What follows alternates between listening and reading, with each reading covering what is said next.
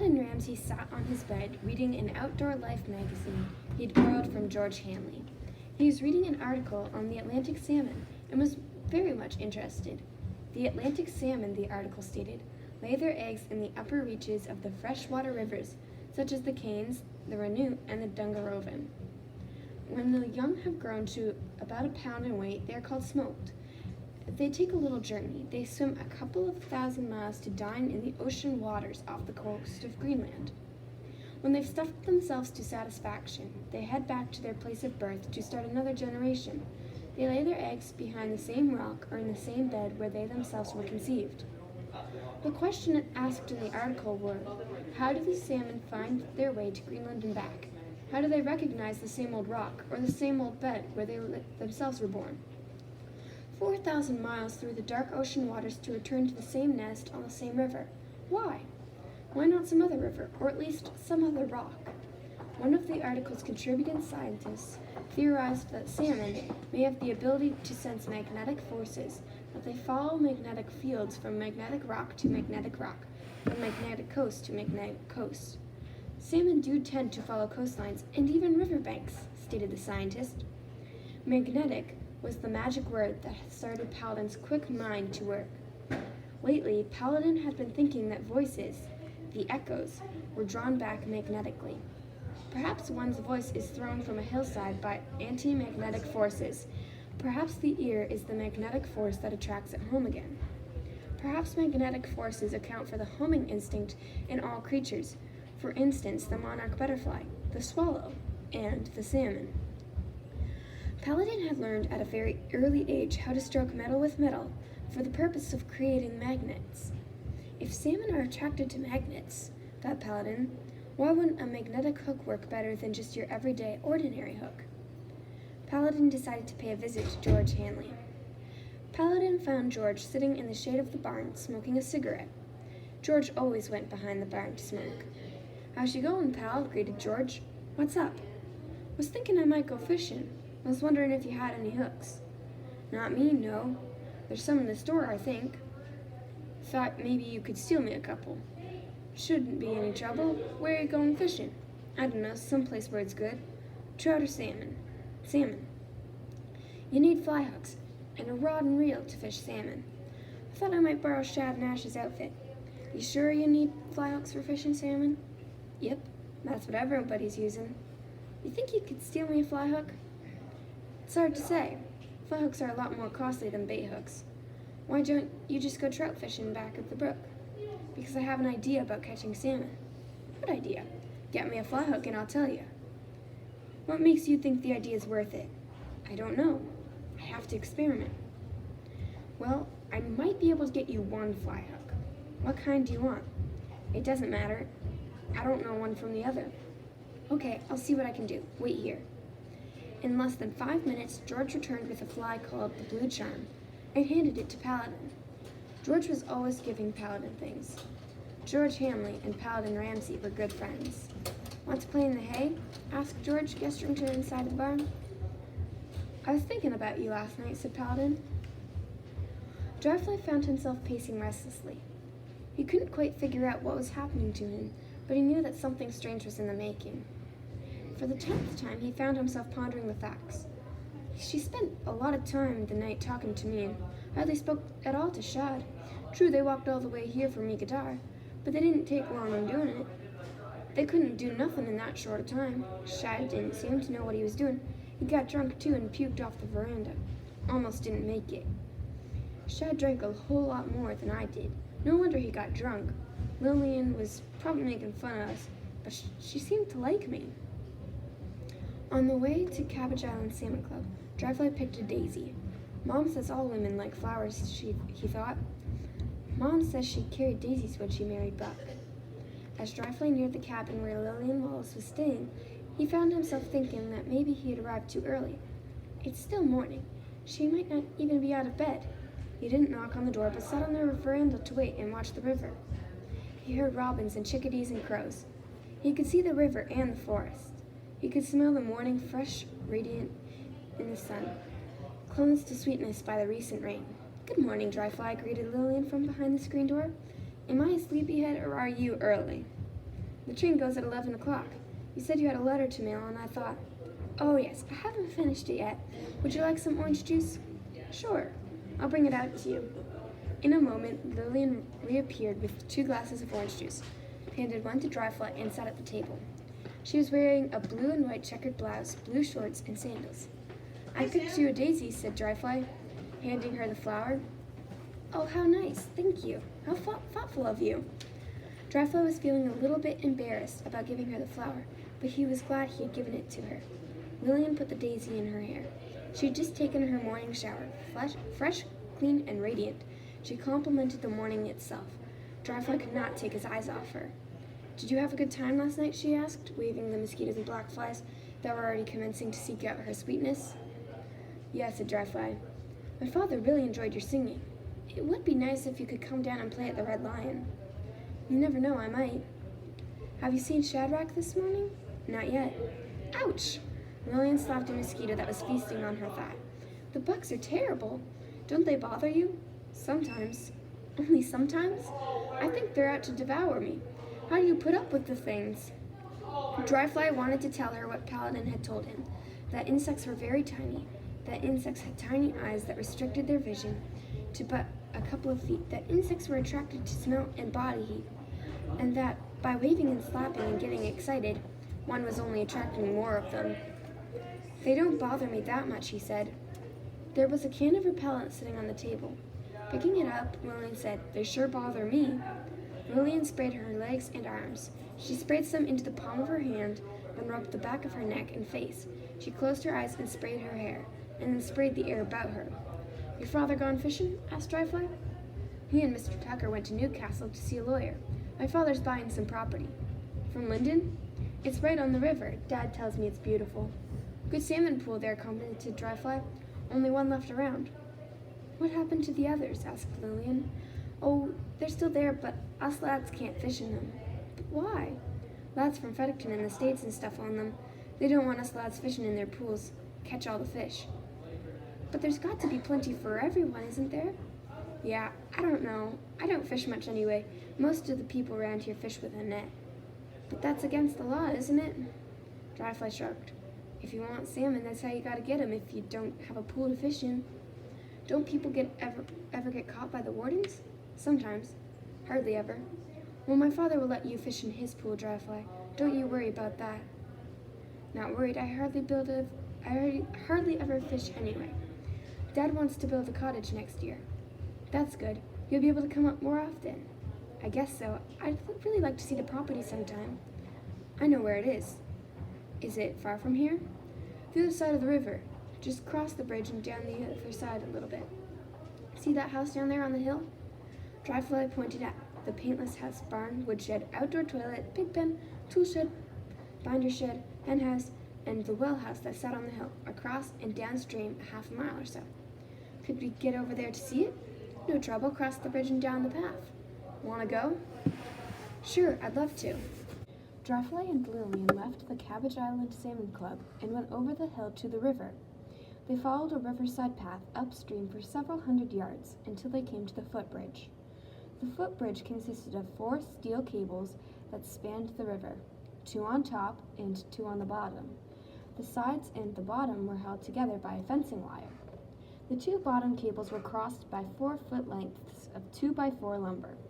3 strips of 6-inch board were nailed to the 2x4s, giving the bridge an 18-inch walking space. The cables were connected to pillars of stone and concrete on either side of the river and were stabilized in the middle of the river by a similar abutment. The bridge had to be high to escape the spring torrents and ice flows, so there were stairs of about 30 steps leading to the top of each riverside abutment. The bridge was sturdy enough to hold the weight of perhaps 1,000 men, but it looked shaky and tended to bounce and sway when walked upon. For Lillian, walking the bridge was a new experience and scary business. She doubted its durability. When she got to the middle abutment, she stopped to gather herself. The morning breeze, cooled by the rains of the previous night, played in her hair and brought goose flesh out on her arms and legs. Lillian eyed the river, the forested hills in the distance, the little farms, a swooping osprey in the cloudless sky. Dryfly eyed Lillian, her golden hair, her smooth tanned skin, her big blue eyes. You scared of walking the bridge? He asked. Well, it's a new experience, she said. It's kind of shaky. Hold the devil himself. Yes, but will it hold two devils? Laughed Lillian. In a thunderstorm one night, a lad got beat to death on one of these things, said Dryfly. Up the river, above Gordon. The wind came up, started the cables flapping, and beat him to death. You can bang these top cables together hard enough to cut you in two with a little help. It'll bounce too, and near throw you off it. Must be scary. Scary enough. See right down there on the bend? There's a hole down there. You can drop an anchor from a 20-foot rope and it'll hang straight down. Corpse's Hole, it's called, 'cause they always find the bodies of anyone that's drowned. There's a whirlpool there, and the bodies just go round and round. Mom says it's probably haunted. Old Bill Tooney said he heard a ghost there one time. A ghost? What did the ghost sound like? What did he say? Don't know. He never said, I don't think. He's dead now. Whoopin' probably. Dryfly looked at Lillian and felt a little bit ashamed. Felt he was perhaps sounding like a superstitious old woman, that his choice of topic was perhaps too morbid a thing to have been discussing with a young lady. Lillian was eyeing Corpse's Hole thoughtfully. This whole river seems haunted, she said. Did you and Shadrack really see the whooper? No. I didn't think so. Shadrack lies a lot, doesn't he? He doesn't mean to lie. He just always does it. And we did hear the thing ran in the woods right beside us. We were just little kids and ran home. Lillian turned to face Dryfly. Dryfly turned away to watch the river. He's funny looking, thought Lillian, eyeing the worn shirt and jeans, the dirty sneakers, the hair parted in the middle, and the long nose. Would you hold my hand the rest of the way? She asked. Sure. Dryfly looked self-consciously back and forth along the bridge, a little embarrassed that someone might see him holding her hand. When their hands touched, their hearts quickened. Dryfly's hand was warm and perspiring, so was Lillian's. They walked on, slowly, Lillian being careful to walk the center boards to minimize the sway. Dryfly, close behind her, reached awkwardly ahead to hold her hand. When they got to the far side, Dryfly wondered if she would let go of his hand. He left it up to her to make the decision as they went down the steps and crossed Billy McDonald's field, Bob Nash's field, and Totter Brook. They were still holding hands. Do you plan to go back to school? Asked Lillian. I don't know, maybe. What's your plan for the future? I don't know, not much to do around here. Will you move away? Probably. Everyone else does. Around here, you're either too young or too old to leave, or you're gone. Me brother Digger's living in Ontario. I might go live with him for a year or so. Lots to do in Ontario. What does, Digger work at? Don't work hard at all. Packing tomatoes in a place called Leamington, making $2 an hour. You could play music for a living. Nah. On the south side of Lyndon Tucker's house grew an apple tree loaded with juicy green crab apples. Would you like an apple? Asked Dryfly. Lillian and Dryfly, still holding hands, walked up to the hill to the apple tree. Dryfly picked a few and offered one to Lillian. They're awfully green, aren't they? Won't hurt you. Lillian giggled a giggle that Dryfly found very pleasing. He laughed too. They stopped laughing when they bit into the apples. They squinted their eyes, the muscles in their cheeks contracted. They wrinkled their noses. The apples were very sour. They walked around Lyndon Tucker's house and sat on the swing. It's very pleasant here, said Lillian, and very quiet. Pretty place, yeah, said Dryfly. Look, there's a butterfly. A big yellow butterfly played on an air current that eventually led to the arm of Dryfly's swing. Said Dryfly, what's this? It likes you, said Lillian. Dryfly said nothing, thought, everything's very pretty. How old are you? Asked Lillian. 15. Do you have a girlfriend? Nah, ain't many girls around here. Shadrack said he had several girlfriends. Nah, he didn't mean it. Shad lied about girlfriends, thought Dryfly. Shad lied about everything. Do you have a boyfriend? Asked Dryfly. No, I'm only 15 too. They were eyeing each other and feeling very warm inside. Thank you for the daisy, said Lillian. You're the first boy to ever give me a flower. Lillian reached out and gently placed her hand on Dryfly's knee. Dryfly stared into her eyes and saw heaven.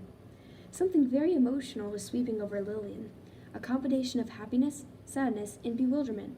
It excited her to the point of tears. The butterfly and I both like you, she said. Dryfly, swept by similar emotions, swallowed, said, I like you too. The appropriate thing to do, thought Lillian, would be to kiss him. The appropriate thing to do is for him to kiss me. 100 wild horses hooked onto Dryfly's nerve endings. They tugged at his nerve endings, his inhibitions, his shyness, and his heart. Every one of the 100 wild horses seemed to be saying, "You haven't got the nerve, Dryfly. She's rich and pretty, and you're poor and ugly. She'll laugh at you, and you'll feel like a fool.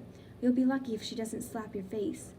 The 100 wild horses pulled so hard that the chains connected to Dryfly snapped and broke. Dryfly leaned towards Lillian and placed a gentle crabapple-scented kiss on the smooth, cool cheek of Lillian Wallace. Shadrack Nash awakened to his first hangover. Shadrack Nash didn't feel well at all. His head was aching, his mouth was dry, and he had a guilt complex to no end. "I made a fool of myself," he thought. "I talked too much, I sung too many dirty songs, and to top it all off, I got sick. Lillian Wallace will never want to see me again." In the kitchen, Shad sat to a breakfast of tea and toast. He spread some of his mother's fresh strawberry jam on the toast. Shadrack was very unhappy about something else. Lillian Wallace seemed more interested in Dryfly than she was in him. Why? Dryfly was showing off on the guitar for one thing, and he didn't talk too much or get sick. "You home, Shadrack?" The voice of Paladin Ramsay came through the screen of the kitchen door. "No, I'm in Trackety fishing smelts," said Shadrack. Paladin entered. "What are you up to, pal?" asked Shadrack. "Want to go fishing?" asked Paladin. "No, I don't feel too good," said Shad. "Would you mind if I borrowed your rod?" "Fish and trout or salmon?" "Salmon." "How long you gonna be? An hour? 2 maybe?" "I don't care. Take it. It's on the porch." "Thanks, Shad. I'll look after it. Bring it back as salmon," said Paladin, and left, taking Shadrack's rod and reel with him. Shadrack's mother, Elva Nash, was washing dishes and humming Rock of Ages. She hadn't spoken to Paladin. Elva Nash did not like the Ramsays. The Ramsays were trash, and Elva Nash did not like her son to associate with trash. "You shouldn't have given him that fishing rod, Shad," said Elva. "You give him an inch and they'll take a mile. He'll be back again, you mark my words. He'll be nagging you every day for something."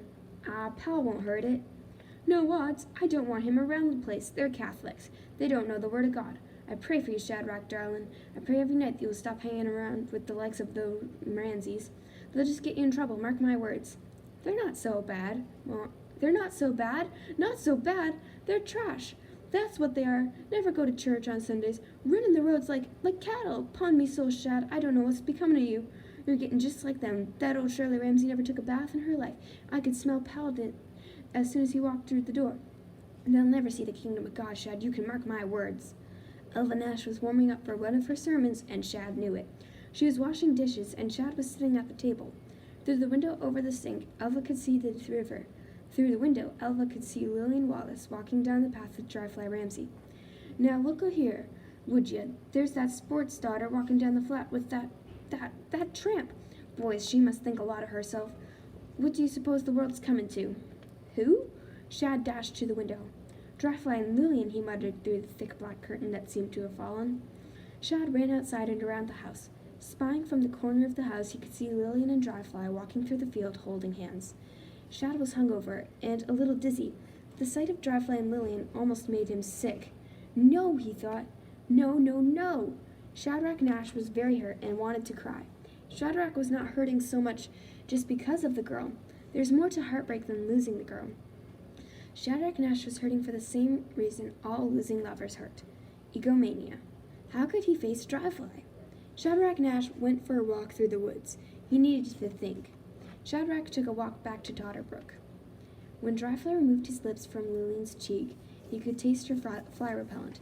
"She tastes and smells better than the DDT they spray over us in budworm season," he thought. "We'd better be going back," said Lillian, getting off the swing and reaching her hand out for Dryfly's. As they walked over the hill and back through the fields towards the bridge, nothing was spoken. Dryfly broke the silence in the shadow of the bridge abutment. There in the shadows, with 1,000 black flies swarming about his head, he stopped and swung in front of her. He looked into her big blue eyes and wanted to say, "I love you." Instead, he said, "Flies like the shade." Dryfly was hot, inside and out, and excited to a single point, shy of panic. He forgot Paladin's teachings and waved at the onslaught of flies, attracting 1,000 more. But being there with Lillian was a precious moment, and he wanted it to last. He wanted to say something intelligent, something romantic, anything. "Tell her that you love her," came a tiny voice from deep inside. "Tell her that she's beautiful. Tell her that you think she has the most beautiful eyes in the whole world. Tell her how wonderful she is." Lillian was protected by fly repellent and not being attacked. She was as excited as Dryfly. Just do what they do in the movies, she thought, parted her lips slightly and closed her eyes. Shadrack didn't know it, but he was the son of a fabulous lover. Although Dryfly never met Buck, Buck's genes flowed in his veins. The same hereditary instinct was bubbling forth. It was the Buck and Dryfly that took control. Dryfly leaned forward and kissed Lillian gently, as gentle as the butterfly that had rested on his hand. There was no pressure, no desire-driven fondling, just a gentle, cool kiss. One heartbeat, and it was over. Dryfly withdrew a few inches and looked at the beautiful young girl. Lillian opened her eyes and looked at Dryfly. "You have awful blue eyes," said Dryfly. "You have awful brown eyes," said Lillian. A mosquito drove its proboscis onto the back of Dryfly's neck. Another feasted on his forehead, and another on his arm. "Come on, there's plenty for everyone," yelled the mosquitoes. One old mosquito zeroed in from the north and jabbed the thin, warm material of Dryfly's shirt, getting him on the back. Another, a cowardly mosquito, sucked on Dryfly's wonderfully exposed earlobe. Without taking his eyes off Lillian, Dryfly battled and scratched. He moved in again and kissed Lillian for the second time, and once again tasting her repellent. Withdrawing and looking at the wonderful girl with the big blue eyes, the same girl who was smart enough to protect herself from the cursed flies of the Dungarovan, Dryfly whispered, "No flies on you." There was another precaution Dryfly could have dwelled upon. If you keep walking, the mosquitoes and black flies won't bother you as much. Shadrack Nash kept walking through the fly-infested forest of Totterbrook until he came to the exact spot where he and Dryfly Ramsay had done away with the panther, or the devil, or whatever the Totterbrook whooper was. For the first time since he left his mother's kitchen, Shadrack was not thinking about his broken heart. Shadrack found himself preoccupied with the Totterbrook whooper. What was it, he asked himself? Was it the Dungarovan whooper? Was the Dungarovan whooper a devil that wandered from place to place? Where is it now? It hardly seemed conceivable that the devil, or anything else, could be so wily that a single shot fired into the air by a small boy would scare it off. We were standing right here, thought Shad, and the thing was right down there by the brook. There was moose tracks all over the place, or devil tracks. When Shadrack Nash scanned the rain-drenched clay about his feet, he did not see any moose tracks. What Shadrack did see, though, was the tracks of a human. Who else could be back here? Shadrack asked himself. Them tracks must have been made in the shower last night. Someone must be back here this morning. Shadrack, for no other reason than curiosity, started following the tracks. There weren't many, and they didn't go far until they turned down a barely distinguishable path. Shad followed the path for about 30 seconds and came to a place where the path branched off. Now confronting Shadrack was a path to the right, a path to the left, and one down the middle. Each path that lay before him was less distinguishable than the one that he was standing on. The three paths reminded Shadrack of a John Caston sermon. "When you die," commenced John Caston, sounding all the world like a Southern American, "y'all will come to a branch in the road. Y'all won't know which road to take unless you're one with the Savior. One path leads to heaven, one leads us to the pits of hell, and one leads us to purgatory. Us Protestants don't have to worry about the one to purgatory. No, the Savior, and you won't have to worry about the path to hell either." Shadrack took the path down the middle, hoping he would at least be accepted into Catholic heaven. He followed the path for about 100 yards and came to a dead end, the brook. At least it didn't lead to hell, thought Shadrack, and retraced his steps back to where the paths branched. He eyed the two paths that were left. He had a 50-50 chance of going to heaven. He took the path to the right. This path went a little further, 300 yards or so, but again, Shad found himself eyeing the swift waters of Totterbrook. It ain't heaven, thought Shad, and it ain't hell either. I wish Dryfly Ramsay would go away and leave my woman alone. Shad went back to the branch of the path and took the third and last one. Again he came to the brook. Oh well, he thought, they must be just fishing trails. Whoever made them tracks must be wading down the brook. Shad was halfway back to the junction of the paths when he heard somebody sneeze. The sneeze was immediately followed by an even bigger sneeze. Nutbeam was standing behind a fir tree watching Shad. He had heard Shad coming. Nutbeam had stood in the rain for too long on the previous night and had caught a cold. At first, Shad could see nothing, but he knew the sneeze had come from the vicinity of the fir tree. Examining the tree more carefully, he spotted a big, old floppy ear. "Who's there?" asked Shad. No answer. "I can see ya. Who are ya?" No answer. The ear withdrew from sight. The other ear appeared. You got awful big ears, you an elf." "What do you want?" came a voice from behind the fir tree. "Nothin'." "Then go home." Shad contemplated the words "go home." He did not know if he was in danger or not. Go home, he thought. Maybe I should. But who is it?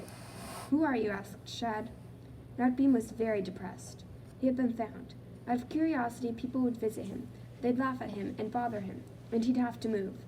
"Why don't you go home?" Nutbeam groaned petulantly. Nutbeam hoped there was still a chance that Shadrack hadn't seen the camp. Shadrack could not see the Nutbeam's camp, but he heard the whimper in Nutbeam's voice, and he heard the fear. The whimper and the fear in the fir tree's voice restored Shadrack's courage. "What are you doing standing behind a tree?" asked Shad. "None of your business," said Nutbeam. Shadrack had often heard Americans running people out of their salmon pools, and in the way of an American said, "Oh, I don't know about that. My father owns most of this brook, and you ain't my father. What are you doing back here?" "I ain't doing nothin'." "Come out so I can see ya." Nutbeam was indeed a timid creature, but he heard the command in the boy's voice. He stepped out. "Nutbeam," whispered Shad, amazed. "You're Nutbeam." "How do you know that?" asked Nutbeam. "I don't know," said Shad. He could have added, "There are no secrets in Brennan's siding." Nutbeam stared at the red-haired, freckled boy. Shadrack was 15, but Nutbeam guessed him to be 12, not a day older. Shadrack was amazed to see Nutbeam, and Nutbeam was amazed at the fact that Shadrack was not laughing. It was simple. Shad was too amazed to laugh. "You back here fishing?" asked Shad. "I ain't fishing." "What happened to your ears? You look like an elf, or a monkey or something." Shad was not intentionally making fun of Nutbeam. He was simply in awe. Nutbeam did not answer. Nutbeam simply dropped his head in shame. Shad gathered more courage and moved closer. "His nose is awful big too," thought Shad, "and so is his mouth." Shadrack could not imagine why such a big, tall man would seem so afraid. The next time Shad spoke, his voice was more gentle. "No one's seen you in a long time, Nutbeam. Where have you been?" "I ain't been nowhere," said Nutbeam. His voice was barely audible. "You live around here? Why don't you go home?" Nutbeam's voice had calmed too, and sounded mellow and sad. "Listen," said Shadrack, "if you don't live too far from here, I sure could use a drink of water. I was drinking last night, and I'm sort of hungover. Could use a drink of water. Drink from the brook." "Oh, that's bad for you. Beavers go in that." "Please, go home." "What's the matter? You ain't scared of me, are ya? You a criminal." "No, I ain't scared, and I ain't a criminal. I just want to be left alone. You tell everyone where I am, and they'll come to visit the freak." "You a freak, Nutbeam?" "Well, I ain't exactly normal." "Look normal to me." "Now me, the lad you're looking at, I ain't normal. There's something wrong with me." "What's wrong with you?" "Well, I had this girlfriend, the prettiest little lady I've ever seen, and she left me for a lad as homely as you are. She don't seem that stupid, so there's got to be something wrong with me." "How much would you take to keep your mouth shut?" "What's that?" "I said, how much money would you take to keep quiet about me?" Shad thought for a moment, then almost sang, "I wouldn't take your money, Nutbeam." Paladin Ramsey sat on a boulder at the edge of the water. In his right hand he held a lodestone the size of a dime, and in his left hand he held the fly hook he'd borrowed from George Hanley. He stroked the lodestone across the point of the hook for a few minutes, then touched the hook to the reel of Shad's rod. The hook was magnetized and clung to the reel. Good, he thought. Now for the experiment. He kicked off his sneakers and rolled up his pants, carefully crossed the gravel beach, and stepped into the water. The water in the Dungarovan is amazingly warm in the summer, about 75 degrees, and it felt good on Paladin's feet and ankles. Then he waited until the water was encircling his waist. If nothing else, I'm getting washed, he thought. He was not very enthusiastic about his experiment. He thought it up in the moment. It had probably been tried before. It'll never work in 1,000 years, he thought, but it's worth a try. Paladin was fishing in Doc McDowell's pool. Doc McDowell had purchased Greg Allen's shore 10 years ago, built a cottage, and put the run to everyone local who tried to fish there. Doc McDowell owned one of the 5 productive fishing pools in Brandon Siding. 3 of the other 4 pools were also owned by Americans. Bill Wallace from Stockbridge, Massachusetts, was in the process of buying the last one, the Lyndon Tucker pool, at that very minute. Greg Allen had sold his pool for $500, spent it on moving to Fredericton, and never came back. Times were changing. Lyndon Tucker was getting $1,000 for his property. In 1962, most of the local residents of the Dungarovan River, the Canes, or the Renew did not fully appreciate the value of their property. "That old shore ain't worth much to me," was the general attitude. With $1 million, one could have purchased the whole Dungarovan River Valley. $1 million for the Dungarovan River. The locals did not see the approaching change. Bill Walls would sell the Lyndon Tucker pool in 1986 for $750,000. Dr. McDowell did not allow anyone other than himself and a few French from back home to fish in his pool. Neither did the Americans that owned the other pools in the areas. Doc McDowell was in Florence, trying to get far enough away from the Duomo to photograph it. He wouldn't bother Paladin until September. Paladin made a cast. A salmon spooled for the fly, a roll, and missed it. Paladin made another cast. Splash. Paladin was busy for the next 15 minutes. He landed a 12-pound Atlantic salmon. Paladin Ramsey would be hooked on salmon fishing for the rest of his life.